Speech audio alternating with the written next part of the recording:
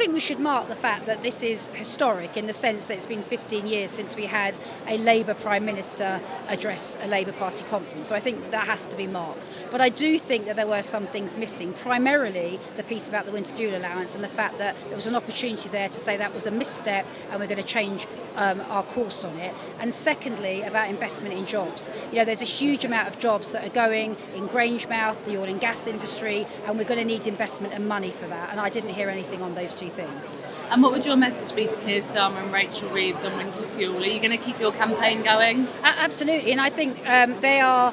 I think that what they're going to have to see now is that the winter is becoming before us. There's going to be story after story after story of issues that are happening, and I think that they are going to be in a position where they have to reverse their decision. I'd like them to do that very quickly, but the campaign will go on. I'm going to be fighting to make sure that they do reverse it, and I hope that they are listening to that. We're in a bit of a bubble in conference. That's what happens at conferences, but out there in the real world, people are really angry about it. And of course, I've got 1.1 million workers in my union, but I've also got 100,000 pensioners, and we are inundated by people frightened about the fact they're not going to be able to put their heating on. This is a problem for the NHS. If people do not put their heating on and they're going to be cold, they will either end up in hospital or something worse. This needs to be reversed now so we don't end up in those dire straits.